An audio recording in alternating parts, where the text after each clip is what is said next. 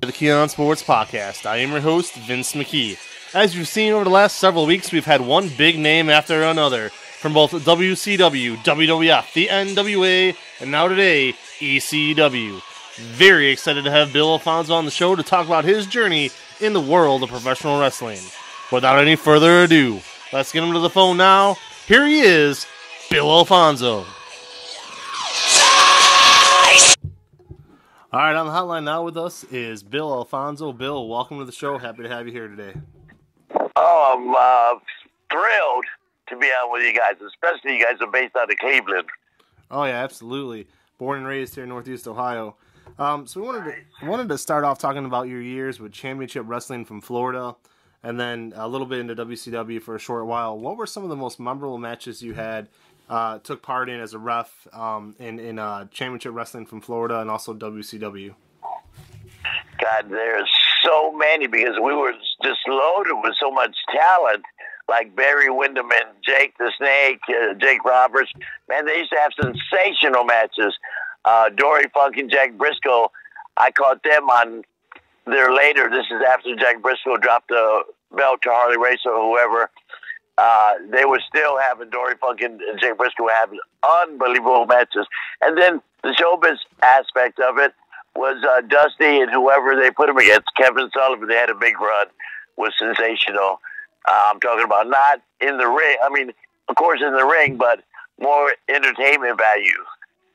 No, absolutely.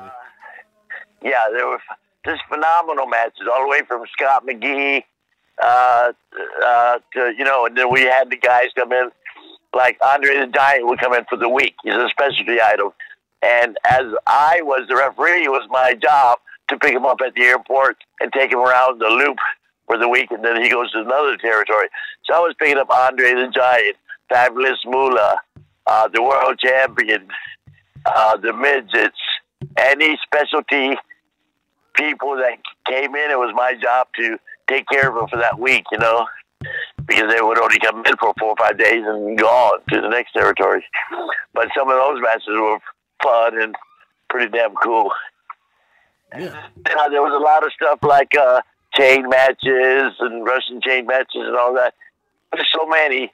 I can't think of a match that was like offbeat. Like that was a terrible match.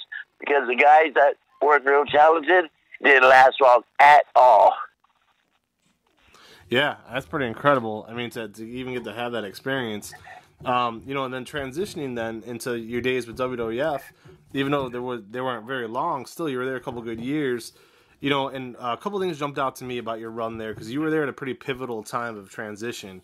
WWF, I was the first Monday Night Raw. I was on the first Monday Night Raw. Yeah, exactly. So you were right there at the pinnacle of when they were switching the live television on Monday nights, going into out of the Hogan era into the Bret Hart and everything else. Very interesting stuff.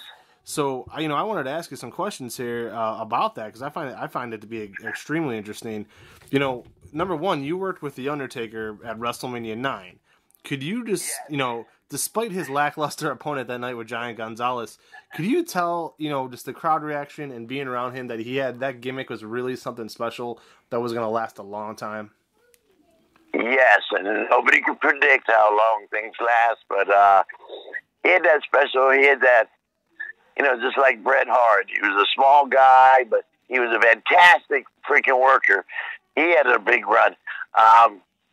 The Undertaker, I felt, was pretty cool because his gimmick was different, and I didn't know what I was getting involved in. But I had just came from Florida Championship Wrestling, WCW, so I was around all that major talent.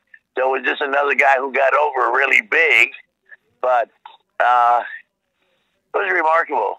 He was on top for a long time, and it was just magic, Yeah, absolutely. I mean, and again, you did a hell of a job in that match. Obviously, Giant Gonzalez wasn't very agile, so clearly Undertaker had to kind of carry it as well as you as a referee. On that same card, because people talk a lot about WrestleMania 9 not being one of the better WrestleManias. To me, it was one of my favorite ones. I think there's a lot of gems, a lot of hidden gems on that era in general that go unmissed. Or I should say go missed. But one of them that same day was Shawn Michaels versus Tatanka. Earlier on that card, you know, you had Tatanka coming in undefeated for all that stretch of time with all the momentum, and yet they decided not to have Shawn Michaels drop the belt to him. What do you think the thought process behind that was with Vince McMahon? You know, did he kind of see Shawn Michaels as the face of the company moving forward eventually, or was it just a feeling of, you know, Chris Chavis, Tatanka just wasn't ready to have championship gold? Well, that may be the case, but Vince is loyal to his people. I'll give you an example how loyal he is to his people. So, you remember Nails, who wore the orange jumpsuit? Oh, yeah. Nails, okay? Yep. And Big Boss Man, you know those two, right? Absolutely. So they had a match on the pay-per-view, and we were in Green Bay, Wisconsin, doing Monday Night TV, and I seen Nails pacing back and forth, and he was pissed off for some reason. So finally when Vince gets there, he goes right to Vince's office, the door's open, and he says, "Fuck, Vince, I was on the match with Big Boss Man, and he got a $5,000, I don't know the exact figures, but I'm just guesstimate. He got a $5,000 payoff, and I got a $3,000 payoff, and we were in the same match. How do you justify that? I should have got $5,000 too." Nels is pissed. And, well, Nels, you're new here. Boss Man's been here 4 years, so he's got seniority, so that's how I paid him. You know? Mm-hmm. So you get what I'm saying? Yeah, absolutely. Yeah, I mean, and it's funny because we asked Nails to come on the show. Everybody that we've had on the show has been great, he has not agreed to come on. So, yeah, I mean, it makes a lot of sense. Yeah, so that's the thing. Maybe Tatanka wasn't ready. Maybe he'd been there 2 years, and Vince tested you. It takes a year to get over. Vince always told me, he said, "Fonzie, it takes a year for these guys to get over. I'm investing a lot of time and money, and, you know, in that year we're going to know relatively if it's going to work or not." So, you know, and then your attitude. You got to have a freaking good attitude, because there's only 200 jobs available in WWF. Right. And there's 800 wrestlers that can fill those jobs. So it's a fighting, you know, if you can't fill it, there's another 600 guys who are trying to get in that can work as good or better than you. So you better fucking carry your ass pleasantly and diplomatically and professionally, because there's no time for bullshit. I mean, when we travel, you got to dress nice, you got to look good, especially me as a referee. I'll give you an example. They meet Hulk Hogan and Sting walking to the Marriott in downtown New York, the city. Mm-hmm. And when we walk in, "Oh, Hogan, we've been expecting you right away service, like at the drop of the hat." I mean, instant first-class service. Now, if I walked in there by myself without the two big blonde guys, without Sting, and I'm dressed in a reasonably nice polo shirt and a pair of jeans and a pair of Nikes, and I walk in, "Yes, I have a reservation, William Alfonso." "Oh, we'll be right with you. Give me a few minutes." You know what I mean? Yep. But if I walk in by myself and I get a beautiful fucking suit, now Vince is paying me 6 figures, so I can afford to dress nice. So if I walk in there with a beautiful suit, some Mariner Rolex, and Louis Vuitton luggage, when I walk up to that desk at the Marriott, "Can we help you, William Alfonso?" "Oh, Mr. Alfonso, we've been waiting for you." They'll kiss my ass, because appearance is everything. So Vince drove that into me, and I've been dressing nice. I want to look better than the fucking fans. I'm a referee. I can't walk in with a T-shirt and jeans and look like everybody else. If they don't know who I am, and I walk in, I'm dressed 5-star, they're going to say, "Damn, that's somebody. Who the fuck is that? He looks so good. He can't be one of us." So, you know, I don't know how we got to the subject, but go ahead. No, yeah, that's great. And then that makes a world of sense. You know, a lot of guys live the gimmick, you know, $1 Million Man, riding around the limousines and everything he had to do. So it makes a ton of sense. I wanted to ask... One more, let me finish that up. So my friends that I grew up with in Tampa, born and raised in Tampa. So all my friends, the plumber, was a doctor, was a pilot, and so on. They said, "Man, what a fucking easy job you got, Alfonso. You're on Monday night TV," but they don't know that we travel 7 to 10 days a week and home 3. They don't know I leave Tampa, fly to New York, do a Monday Night Raw, Tuesday, go to Poughkeepsie, do a Monday Night Raw, because back then we used to tape. Yep. We one live show, two shows in a can, Monday, Tuesday, and Wednesday. Those would be for the following 2 weeks. So they don't know that, I'm 3 days in New York, then fly after Thursday morning, fly to San Francisco, do San Francisco, fly to Honolulu, not even stay overnight in Honolulu, 6 hours, do a show, catch a red eye to San Francisco, do a show there, then come home. So that's a pretty tough schedule. So you better have your shit together, know how to fly, know how to present yourself, and know how to travel, and know how to eat, know how to make a reservation for a car. All that figures in. If you can't do that, you're history, because no time. Remember, there's 800 wrestlers that can do it, and only 300 jobs. Yeah, I mean, that's math you can't fight, for sure.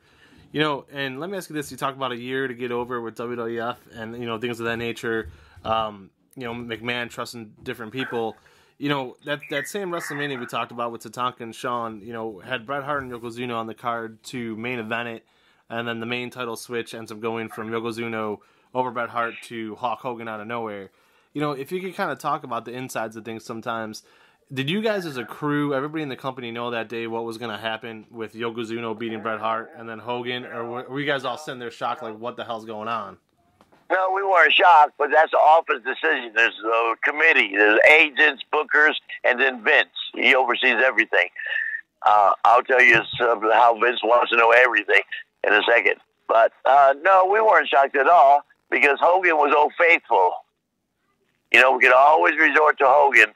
So if I'm at a party with my daughter, who's 38 years old, their house for parties, all millennials and stuff, and they say, "Oh, hey, Alfonso, how are you? Hey, what did you do for a living?" And I say, "Sports entertainment."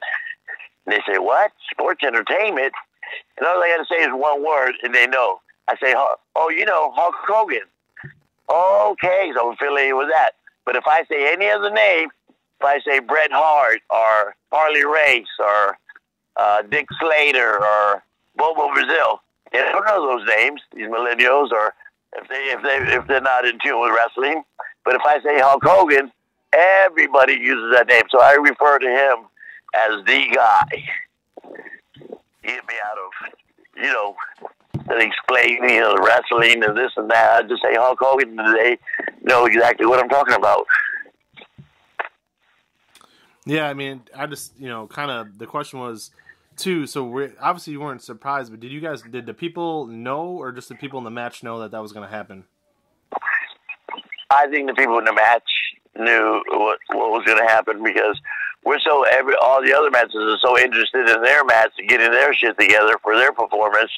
We don't want to know who's doing what, but, nobody's trying to hide it, but it was floating around the dressing room that what were they going to do after, hour before the match, Wow, okay. But, yeah, interesting. One last question about the WWF, and then we'll transition to ECW for you here.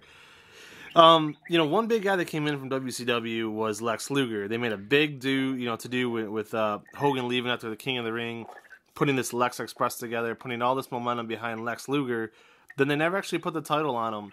Why do you feel Vince decided not to go with Lex Luger as the new face of the company after Hogan departed? Because he wasn't that talented in the ring. He had the look, he had the body, he could talk a little bit, but he didn't have the work ethic in the ring. Wasn't a Barry Windham, wasn't a Jake Roberts, wasn't a precision machine. He had to work hard. If you watch his matches, he's got to work hard, extra hard, to give a good performance, because he just wasn't a natural. Even though he was an athletic guy, played football and, sports orientated, had a fucking beautiful body, good looking kid, but he just didn't have that natural ability in the ring. That's why I think. I could be wrong, but I think I'm pretty on point there. No doubt about it. The talent. Does Yeah. that make sense? Oh, yeah, completely. Complete sense. So when Paul Heyman first approached you to come work for ECW, did you believe it was going to be strictly as a referee, or was the plan laid out from day one for you to eventually manage? No, not at all. Paul Heyman and I had been good friends for years. I was in Florida in the 80s, and Paul Heyman came down. He's trying to break into business in the 80s. He's a photographer. He's this. He's trying to get his foot in the door. He loves the business like I do. So I was assistant booker the time he was in Florida. He came down with a guy named Tombstone. You probably don't recognize the name because he was in the business shortly, good body. He came down with a guy named Tombstone. They were friends. And he spent the summer here, and Tombstone got his notice to leave. You know, he's going to a different territory. And Paul Heyman comes up to me and says, hey, Fonzie, you know I'm Tombstone's buddy, and he got his notice. He's going to Texas to wrestle for the Von Erichs, and he's got, you know, he leaves in 2 weeks. Do you think there's any way possible that I can go to the ring with him and be his manager? I said, well, it's not a bad idea, Paulie. You've been a great guy all summer long here. Like a wonderful kid, but, you know, you got a pair of jeans on, you got an old pair of Converse and a holy fucking T-shirt. I didn't know his parents were wealthy and the lawyers lived in Scarsdale and rich. I said, hey, do you have money to get a suit? You know, you got to look good. He said, oh, yeah, I'll get it. Boom. So he came out with Tombstone, and Tombstone was doing jobs for Scott Hall for those 2 weeks. So when he was leaving, you do jobs, 1, 2, 3, you know. Sure. And then at the end of the 1, 2, 3, Scott Hall would grab Paul Heyman and press slam him, and they'd get a big pop. So Paul Heyman never forgot that I was good to him. You know, when he came up to me and said, hey, is there any chance I can go to the ring and this and that? And I waited out and said, okay, that's okay. You know, they're going to get beat, and then Scott Hall press slams, and the people get a little pop. Yeah, that's fine. But I never forgot that. Then he left the territory. I didn't see him for years, and then went to AWA for Bert Gagne, and became a big star in WCW. And I was with him in WCW a little bit. So I'm bouncing around from promotion to promotion, but only big promotions. Florida Championship Wrestling, WCW, WWF, Japan. I've been to Japan 13 times. And so I leave WWF because after WrestleMania, sometime before WrestleMania 10, business was down. You know, wrestling business goes down. We were selling out for weeks and weeks everywhere we went, and business dropped off 30% or whatever. You know, the houses were 70% capacity or whatever. So Vince wanted to cut back because they weren't doing big business. So I was one of the last referees that they hired. And so Vince, a guy named Steve Carroll, he was kind of in charge of the ring, and he was a photographer, and he was in charge of booking the referees and all that. He came up to me at a Monday Night Raw and was kind of rude. And I have been working for this guy for 2 years already. Sure. And he was kind of rude. He says, well, Fonzie, they're cutting back, and we decided you finish up next week. Now, that isn't a fucking very diplomatic to tell me I'm fired. You know what I mean? Yeah. You be diplomatic. So my feelings got hurt. I didn't understand. I said, fuck. You know, he didn't explain to me the economy was down and revenue was down. He didn't explain any of that to me. He just said, hey, you're finishing up next week. Pretty blunt about it. And it seemed like he was enjoying telling me this. So I got a little frazzled. So Vince comes. I see Vince. I go right up to Vince. I said, Vince, I understand, you know, what happened, but he wasn't very diplomatic. He treated me like shit. And I told him what I just told you. He said, what? And Vince loved me. For some reason, Vince loved me because I was athletic. I was taking these fucking crazy bumps. An example was Tatanka and Bam Bam Bigelow were going to shoot an angle and start wrestling together. So they were going to shoot a little angle in the dressing room, and then they lock them in the dressing room. We got the camera there. We're filming it so we can show it later. And we're going to pull them apart before they get too much into it. Just the beginning of an angle. So Vince is there watching the thing, getting prepped up and getting ready to get shot, you know.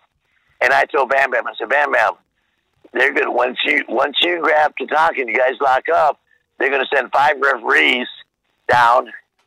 And I said, I'm the smallest one. I'm a fucking 165 pounds. If I touch you, you grab me by the pants and neck. You see that trash can's about 30 feet away? shoot me into that trash can like a bullet because there's no way I should be able to pull you off of fucking Tatanka. Yeah. This doesn't make sense. He's okay, Fonzie. You okay with that? I said, yeah. So I didn't tell Vince or nothing. Vince didn't tell me to do that. So they did the boom. They locked up and they were fighting each other. Here comes the refs. One ref, El Hebner, Dave Hebner, pushing them away. I come in. I grab Bam Bam. He grabs me and shoots me, and I fly like a fucking bullet. 30 feet. I hit the trash can. Not a scratch on me. Thank God I didn't get hurt. But it looked sensational, right? And after a cut, after the camera went dark, Vince comes up to me and says, "Who told you to do that?" I said, "Nobody." I just said, "It makes sense, Vince." He said, "Oh, Fonzie, I love it. Great job. Good bump." Vince, because I did shit like that without being told, that made sense, you know? Sure. So anyway, what were we talking about before that? No, I mean, just that the transition to ECW and if you were going to be a manager all along. Or... Okay. So Vince loved me. So when I complained to Vince about the way I got my notice, he said, "Fonzie, that's terrible. I'll handle this." So the next week, Vince called me to his office, gave me a $25,000 severance check. He said, "Fonzie, anytime we run to Florida, we're going to use you. And as soon as business picks back up, we're going to call you up. You'll be the first one on the list." So that made me feel really fucking good. So anyway, I go home. I haven't been off for 20 years. I've been full-time job with Florida Championship Wrestling, WCW, WWF, Japan. This is my first time off, so I'm off about 2 weeks. I'm still on Monday Night Raw because they taped. Yeah. They taped one live show and they taped 2 in the can. So so Paul Heyman calls me. I get a phone call. I haven't heard from Paul in a couple of years. But you know what? When you see somebody you haven't seen in years, it's just like it was yesterday. You know what I mean? Yep. We're really good friends. So he said, "Hey, Fonzie. Hey, Paul Heyman, what are you doing, brother?" We bullshitted for a minute. He says, "Look, I got this company in Philadelphia called ECW." I said, "What the fuck is an ECW?" Remember, I'm mainstream. Yeah. Florida Championship Wrestling, WCW, Ted Turner, Vince McMahon, Japan, 65,000 people sold out. It was crazy. He says, "I got this idea. You're still on TV. You got one more week of TV." He says, "Everybody, all these people are smart marks, and this is a different type of company we're trying to start. I want to bring you in to be anti-violent because Vince wants the doctor, Vince wants the doctor's wife, and Vince wants the doctor's 2 kids at ringside, not 30-year-old males. And you know what I mean? 70% male, fucking 30-year-old. So he says, I want you to be anti-ECW. Stop the violence. Try to turn it into, family entertainment like Vince." And I did that the first couple of nights. I went up there, and the people bought it. They hated me because I would stop their party. They had me referee a Taipei death match. The fans in ECW were waiting 3 months for this Taipei death match. It was Axel and Ian Rotten against each other, where they taped their hands up with a white tape. They dipped their hands in glue, then they dipped their hands in broken glass, and it was a Taipei death match. So now these people know that they're going to get blood and guts, and my God, and it's going to be terribly entertainment hardcore. So 1 minute into the match, Axel Rotten hits Ian, and Ian gets a little trickle of blood, so small it looks like a fucking Girl Scout cut. And I stopped the match. I said, due to the lack of vision and Axel Rotten's eye, I'm stopping the match. The people wanted to fucking hang me. I had to have a police escort out of the building that night because anti-violence. So that carried on. I was originally supposed to come in for 4 weeks, do stuff like that. 911 was one of the big stars. At the end of the 4 weeks, he was going to choke slam me. And then ECW and then I'm out of the picture. I go home, and then ECW continues on their path of rage. But after he chokeslammed me, I still had heat. Paul Heyman kept me for another week. Then Taz got hurt for real. Hurt his neck. It was out 6-8 weeks or whatever. And when he came back, his gimmick was, "Man, fuck ECW. They did call me one time and check on me. I almost broke my neck. Paul Heyman never called me. Of course, he called him every day, but this is for TV. Paul Heyman never called me. They didn't send me no money. I was fucking starving. You know who called me every day? Fonzie. Bill Alfonso called me every day. He sent me money. That's my boy. I came out there. They put us together, and I was there 5 years. Yeah. And of course, I went from Taz to Van Dam and Sabu, and boom. Yeah, no doubt about it. And, you know, that initial Team Taz thing was excellent. You know, before the switch at Barely Legal in April 97, we'll get to that in a second. But, you know, when you guys were invading Raw a couple times there, everything else, it was, you know, Bill Alfonso and Team Taz. How come you think the fans took to that early Taz angle so well? Because that was really one of the most popular things, not only in ECW, but the entire wrestling world at the time. Because we were something different. Who knew there was a market? Even though Taz wasn't as hardcore with the blood and, you know, but he did the tables. He was really badass. You know, Taz had like 7 gimmicks before he became Taz. Never got over. He was Tasmania. He was Monkey Boy. He was 8-Ball. Whatever the fuck he was. Never got over until they put him and I together, and he became Taz. And why he got over, I think, and why I got over, because I am the personality you see in the ring as Bill Alfonso. Fonzie blows the whistle and hyper and jumping around. That's kind of me, ordinary. And on TV, I just hype it up about 30%. So that's really me, who you see. And Taz played his true self. He's kind of a dick. He's kind of a grumpy, you know, like he is on TV. Yep. And so that gimmick got over. I think if you portray yourself and not try to portray something you're not, it comes through. People could read that. So people could read that Taz was a real fucking shoot. And I think people liked it. And who knew there was a market for the blood and guts? Who knew that there was a market for the tables and all the juice and the fucking broads getting naked and all kind of shit? Who knew that? Like that company grew in 5 years that I was there. We did, 22 pay-per-views. Any indie companies that you know of that lasted as long as ECW that was successful, and did all the pay-per-views and stuff? No. Hell no. ECW was the first, and they had a market for it. But our problem in ECW was these numbers aren't accurate. I'm going to just give you an example. ECW made $13 million in 1997, but we spent $14.5 to put the shows on, so we're losing money. But we were still existing. We were borrowing money from Peter and Paul to pay Mary and all that shit. With no corporate sponsors, we were struggling.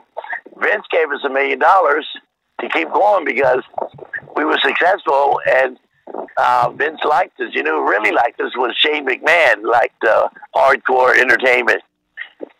Vince didn't sign up to it till later, and he really never got it, because once he bought the company out after he gave us $1 million, we carried on a couple more years.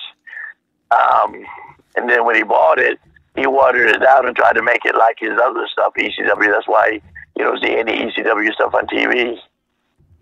Yeah, and, one of the unique things, too, was the way ECW was able to take characters that never really got over in WCW or WWF and completely change them. One of those guys, Scott Fleming, or Scotty Flamingo, Raven, Johnny Polo. Yeah. I mean, just amazing what he was able to do, and hopefully we can get him on the show. We would love to talk to Raven. What was so special about him that once they let this guy do his own thing in ECW, took off like a rocket? Well, Raven was Raven. He wasn't Johnny Polo. He wasn't all that stuff. You know what I mean? Yeah. He was Raven. That's his gimmick. That's how he is in real life, kind of. You know what I mean? He's got a high IQ. Raven's really smart, high IQ, comes from a wealthy family, but that's his fucking gimmick, and the people bought it because it's true. People can read through that bullshit. Scotty Flamingo is just another character. Take a bump on the hip toss, drop down, leapfrog. Raven was Raven, brother. That's why he got over. Name like Taz. What was it like working with Sabu and RVD? It seemed like you guys were having a ton of fun. Incredible. Let me tell you about how when I first walked in my first night in ECW, then we'll go to Sabu, because this is interesting. I think you'll find it pretty cool. So I get the phone call from Paul Heyman. I told you about it. Hey, Fonzie, you want to be here for 4 weeks? Choke slam you and you're done. So I get my flight information. I fly up on a Friday. I remember, I just came from WWF. And I just came from WCW, Japan, and so on, and was making money and had really nice clothes. Like I told you at the Marriott, I had a fucking $1,000 suit, some Mariner Rolex, Louis Vuitton luggage. My hair is fucking perfect, mustache shaved, beautiful. So I walk into the dressing room in Philadelphia at ECW. I walk in, there's Sandman, there's Taz, there's Tommy Dreamer, there's Mikey Whipwreck, there's all the ECW guys. I didn't know one fucking guy there. Oh. And I've been in the business 20 years. Who the fuck is Sandman? Who the fuck is Taz? Who the fuck is Tommy Dreamer? I didn't know any of these guys. You know, knew me, of course. Hey, Alfonso, how you doing? Pull me over. But what I'm saying is Paulie created all them fucking stars. I'm profanity too much.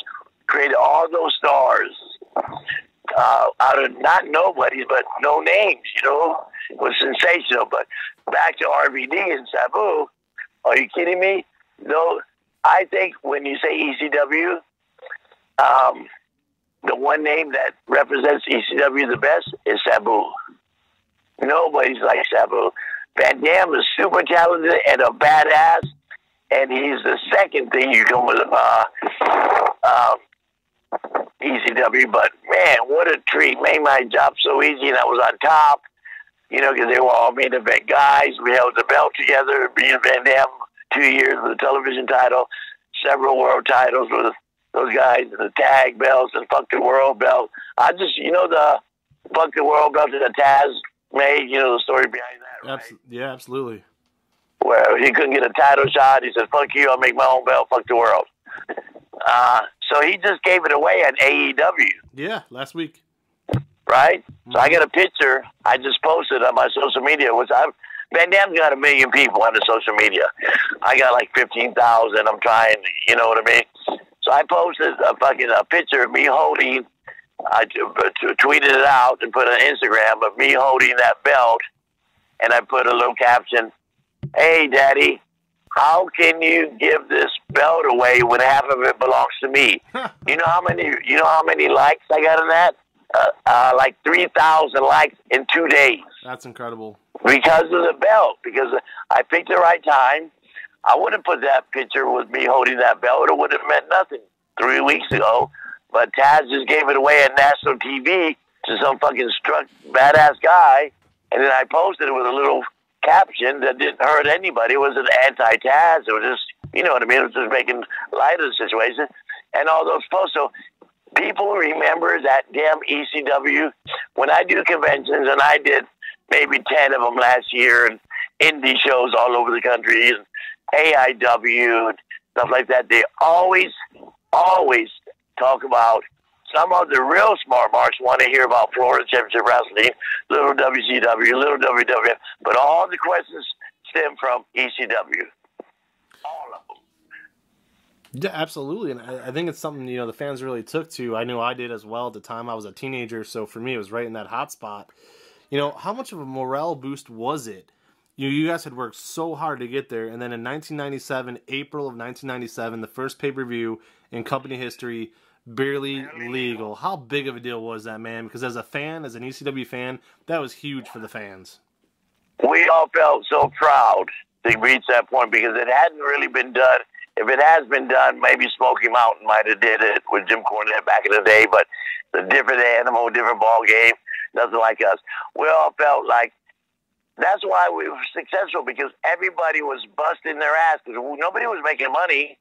I mean, the top guys were making a little bit of money, and that myth about those bad checks and all that bullshit, Paulie bouncing bad checks, that's a myth because I was there 5 years, never got one bad check.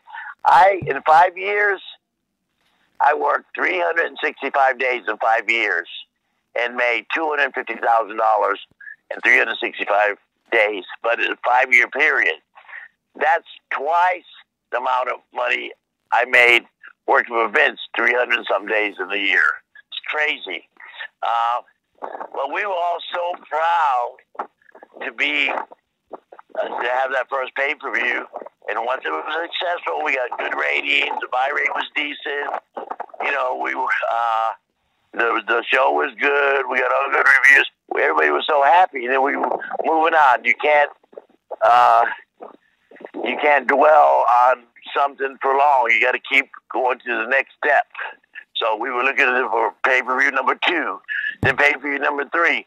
22 pay-per-views later, I was on every one of them except for the last one. Was sensational. We fucking thought we all owned that company. We all were invested. We all wanted to do good. We all would fucking cut our heads off. We all go through tables. It was the best time in my career. I had the best time there, and I think that was my favorite place. Even though I made more money, WWF, of course, made more money working for Ted Turner. I made great money in the 80s in Florida wrestling. And when I went to Japan, I made good money. But ECW was a challenge. Bunch of young guys working with Paul Heyman, who was brilliant, by the way. Was just a fucking thing. It was fucking fun and beautiful. I enjoyed myself. If I didn't go to ECW, I wouldn't be talking to you today. Oh, I agree completely on that. Question 2, was there, and again, I'm not asking you to pin anybody out, but was there people there that you feel like, had a lot of talent, but struggled with like personal demons, whether it was, drugs or alcohol or, Yes, of course there is. But that's in every profession. Basketball, doctor's office, lawyer's office, football. Yeah, that was a small part. Maybe a little more in professional wrestling because until the drug test until Vince had the wellness program developed and all that, we're self-employed. So, we're our own bosses. So, yeah, a lot of guys what do? You're on the road 7 days a week. Or not so much in ECW. We just work Fridays and Saturdays. So you do the show. After the show, you go to the hotel where we're all at. And a lot of the marks come in, everybody's drinking and buying you drinks, and some guy walks up to you with a bag of blow and says, here, you're fucking buzzed up, and you start doing coke. Yeah, it's very easy to fall into that syndrome. Yeah, that hindered a lot of guys' careers, fucking too much drugs and alcohol. And we had no wellness program in ECW.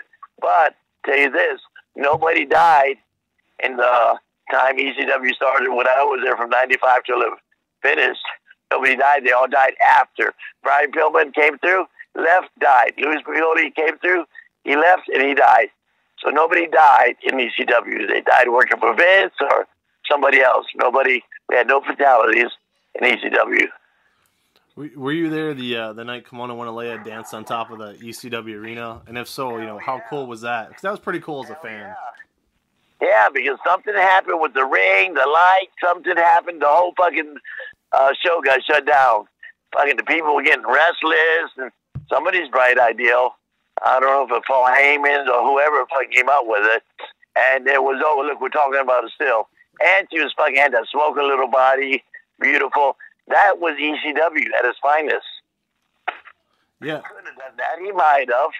But, that was more of ECW, not pop culture, like, what I'm trying to say. We were fucking underground, black market, fucking hardcore entertainment, sex, violence. It fit right in. It was great. And nice to look at, too. Yeah. What a sweetheart, too. Yeah, I agree. And, women like Francine and Beulah, those are just two. Francine and Beulah McGillicuddy are widely regarded as two of the sexiest women in wrestling history. Why do you feel they never caught on with WCW or WWE after that, and we're just kind of niche for ECW? Because those were two very talented people.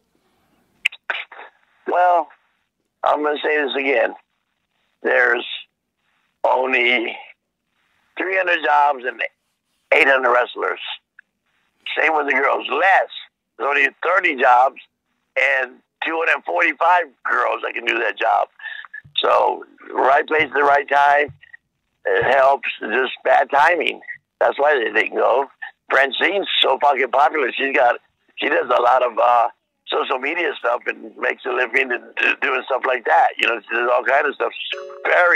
Just very relevant today, like I am.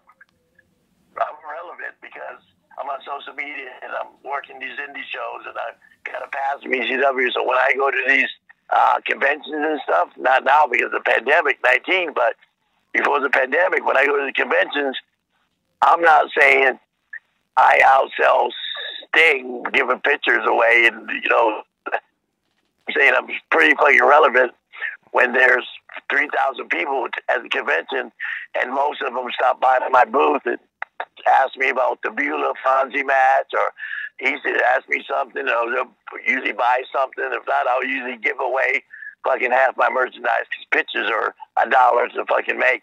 If I sign a picture and give it to a kid, they don't forget it. It costs me $1. Good. But I'm a people person. I like people, so I'm very well liked by the fans for some reason because I communicate with them and bullshit with them, and the boys love me. So why I think that Beulah and Francine didn't get a break? Because there was no opportunity, because there was already 30 girls there, and then, you know what I mean, there's only, you know, there's 100 girls, but there's only 15 jobs. Even though they were successful, what are you going to do, take Sunday off? Sunday was fucking beautiful. She was good with that microphone. But what are you going to do, grab Sunday off? She's a big star already. They got her, you know, a year under their belt. She's getting over. They can't just yank her out and put Francine, but there was no availability for her for a position for those girls. No, I mean, that makes sense. I could be wrong, but because they did nothing wrong. They weren't bad people. They were fucking sensational people. Yeah, I mean, that makes a lot of sense, too. So, earlier in the interview, you described, you know, ECW as a family. Everybody's pushing for each other and helping each other out.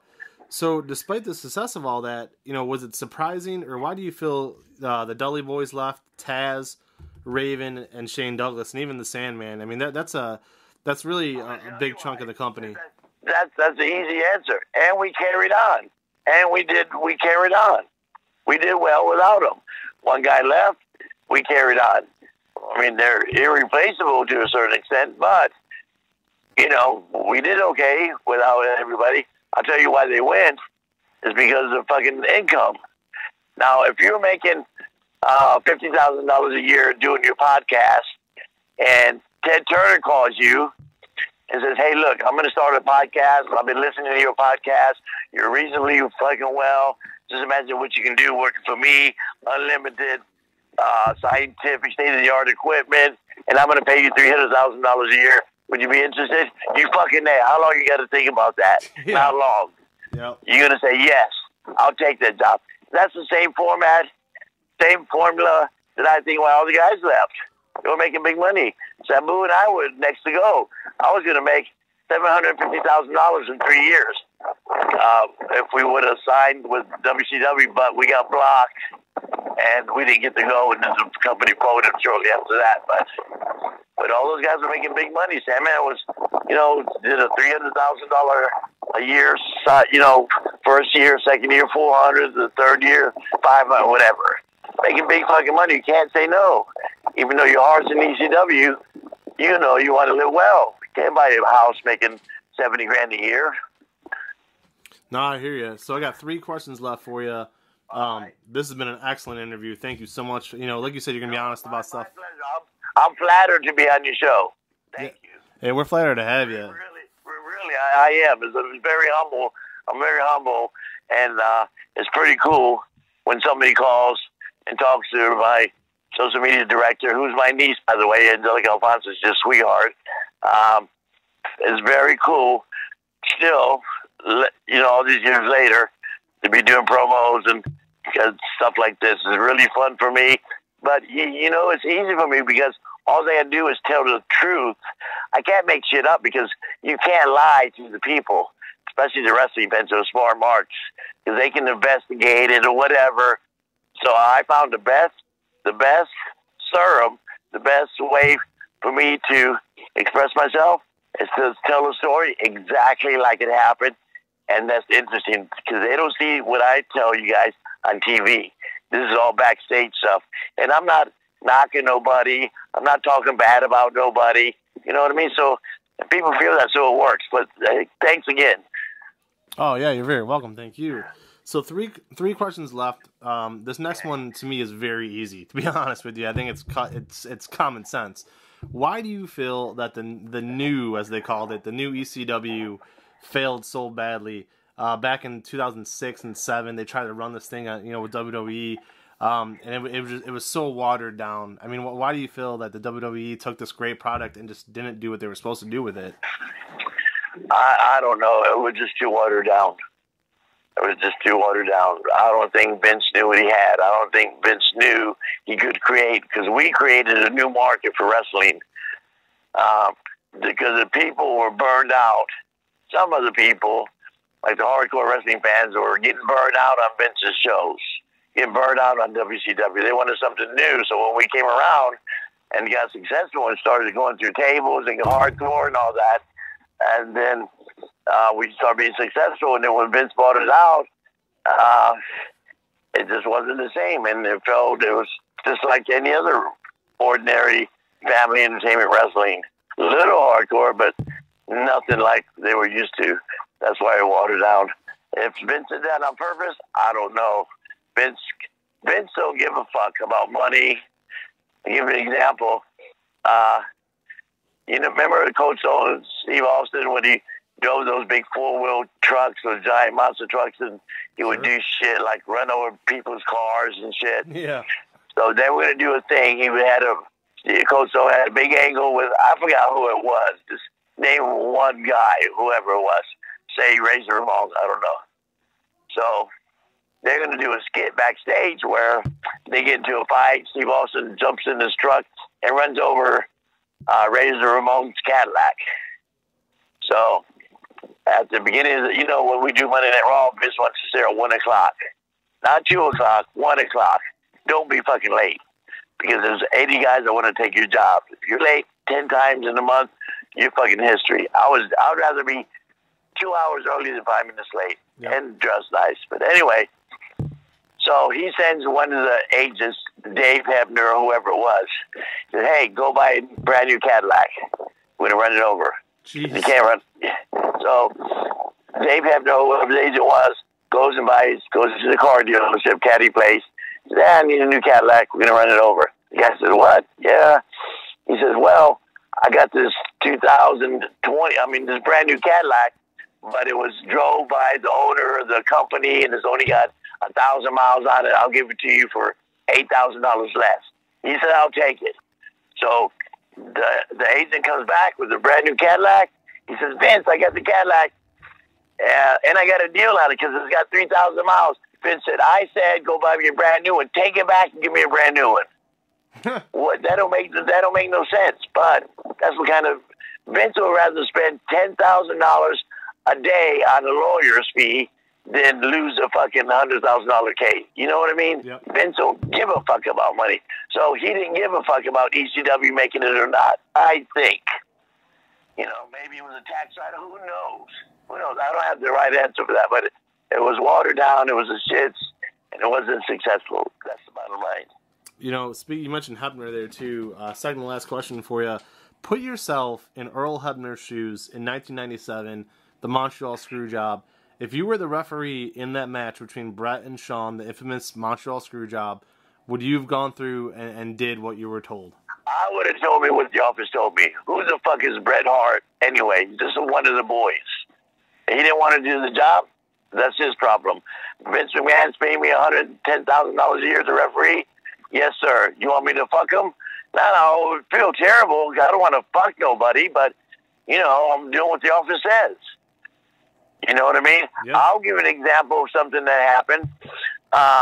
Similar to that, but not the same caliber. I was doing a match in Florida Championship Wrestling, and I think it was like Barry Windham fighting somebody. And so anyway, it was for the belt, and say the babyface, the heel cover, the babyface gets like knocked out or gets a stunner, and he's a little woozy, and the heel covers him, and I got 1, 2, and he kicks out, right? But when I was counting 1, too, as I was going to hit 3, I seen that he wasn't going to kick out. I said, fuck, what'd I do? I had a fake heart attack. So I never hit 3. Never hit 3. 1, 2, oh, grabbed my chest, and I fell over and did a little fucking shuffle, you know what I mean? So the belt didn't change hands. You know what I mean? You got to be on your feet. So that's what happened to me. But I would do whatever my office tells me to.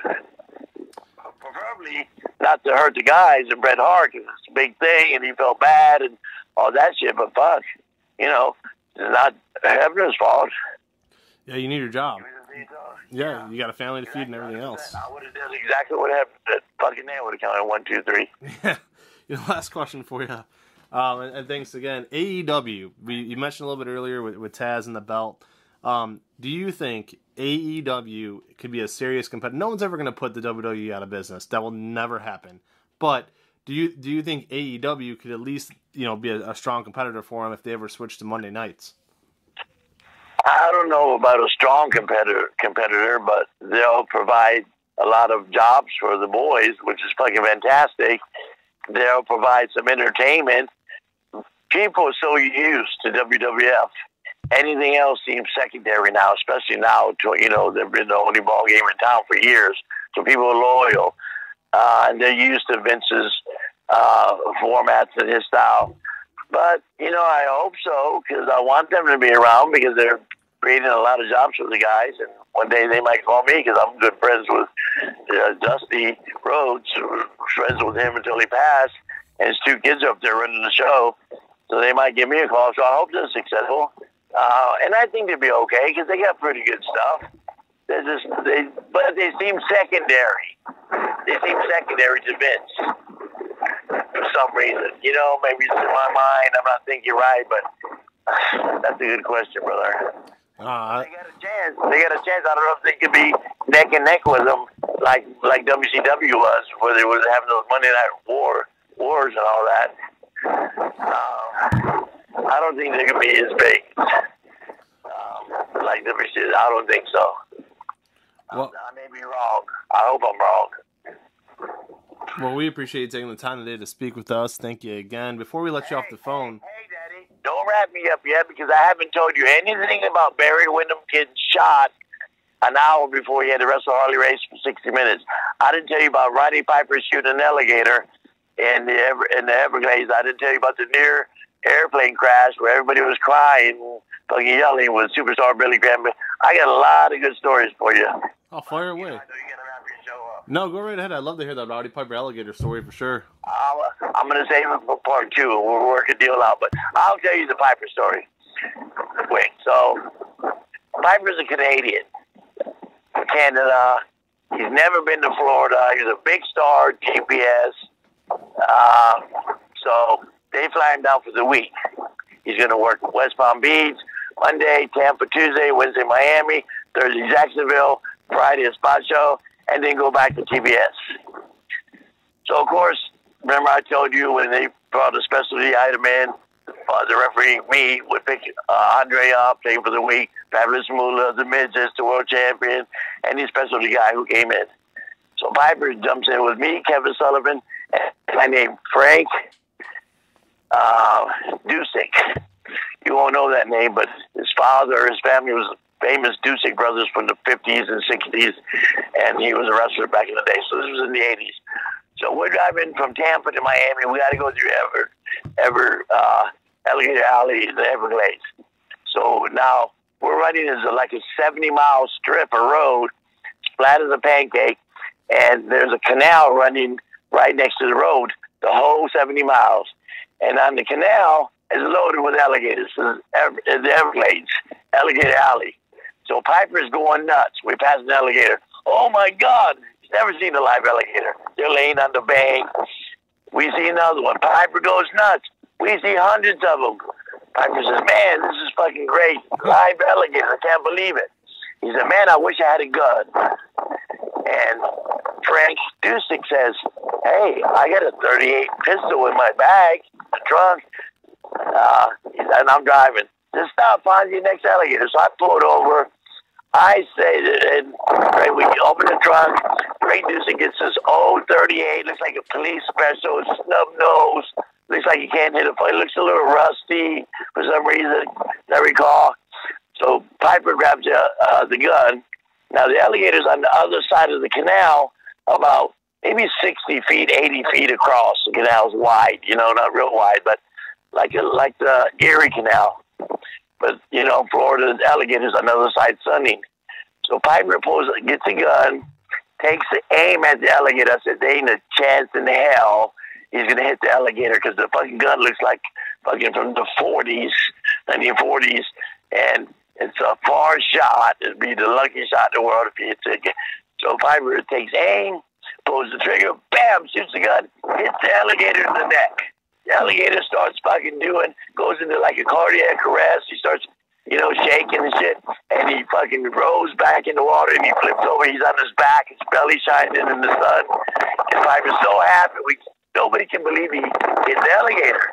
So Piper says, oh my God, I got him. Now Piper starts stripping down. He takes his shirt off. He takes his shoes off. He takes his pants off.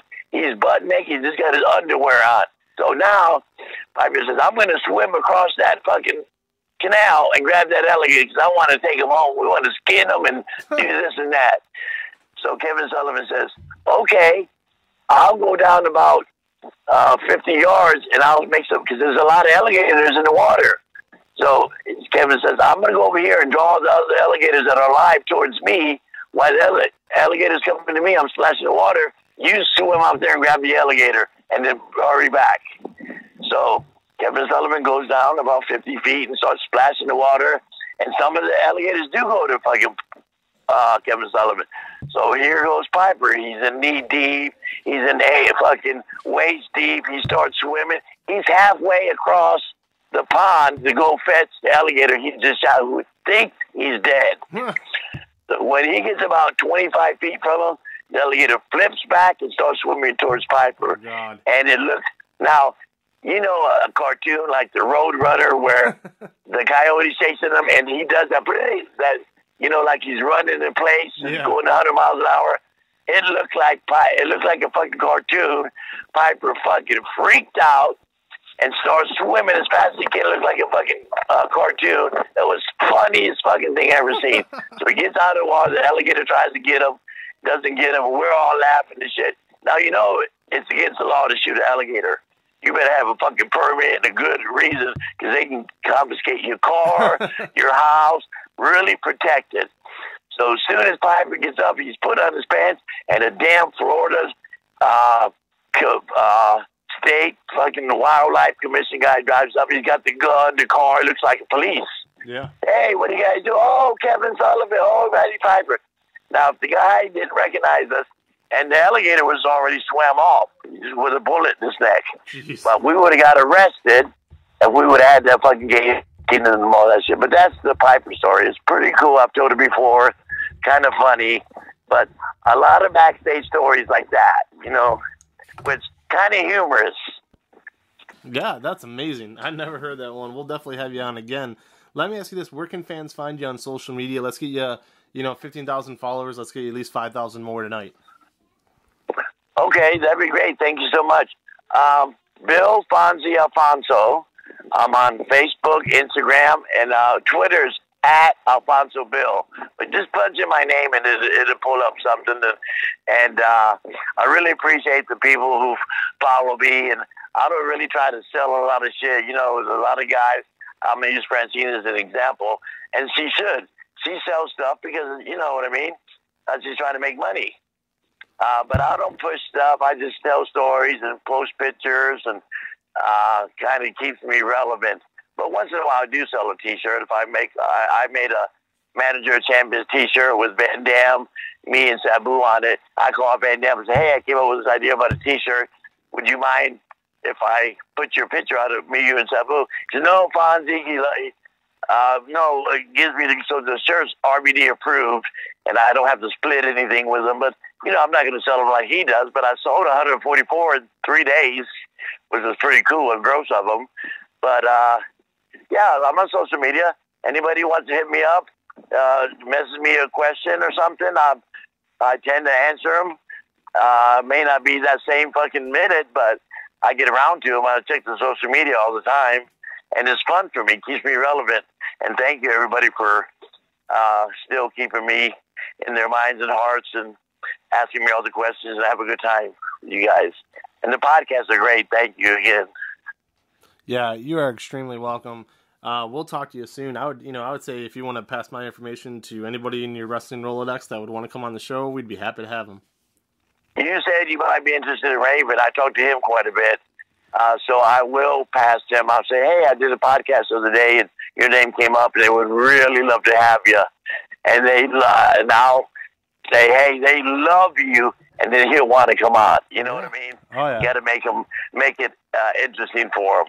Yeah, we had Scott Hudson on a few weeks ago, and Scott was talking about working with Raven way back in GWF, Global Wrestling Federation. And, yeah, I mean, nothing but good things to say there. I mean, we've had on a ton of guys lately, Hector Guerrero, Tito Santana. Yep, all good names, all big names. Every one of those guys. You can hardly name any names in the past like that I haven't worked with.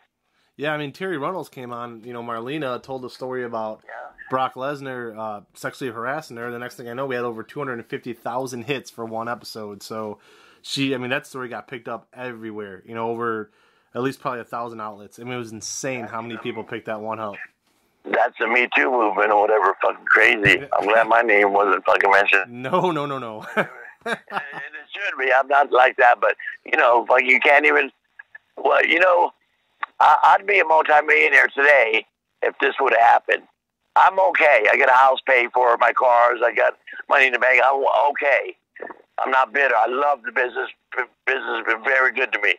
But now Vince has got financial advisors, sexual harassment advisors, people who come in all the time and talk to us as a group. Not me, but talk to the employees as a group. Now, if I would have had in the 80s financial advisors, was so self-employed, if I would have had financial advisors and people telling me how to, I was just fucking 21 years old and putting $50,000 a year in my head. In the 80s, fuck, I didn't know how to handle that money. I was living that $50,000 lifestyle. When I got to WCW, I was living a $100,000 lifestyle. I thought it would never end.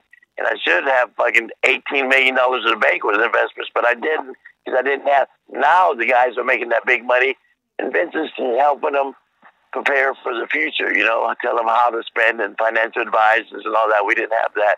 So big difference back in the day. I don't know how that came up, but I just said it. But all good. Yeah, no doubt about it. Well, Bill, thank you again, man. This was our pleasure. I'm going to talk to you real soon. This will post tonight, and I'll make sure I tag your social media, and we'll get it out there for you. Sound good? Thank you so much. Thank you to your producers and stuff, and I'm flattered again to be in the show. And how do you think it was? Okay? Yeah. And that was Bill Alfonso from ECW. Awesome interview there. Yeah, maybe we'll get Raven on the show, and I've had talked to Sabu as well a few years ago. Haven't caught up with him in a while, but that'd be nice too. So we'll reach out to as many guys as we can. If you know of anybody who you think would be a good guest, let us know. Email me, coachvin14@yahoo.com, and we'll get that person on the show to the best of our abilities. For Keon Sports, this has been Vince McKee.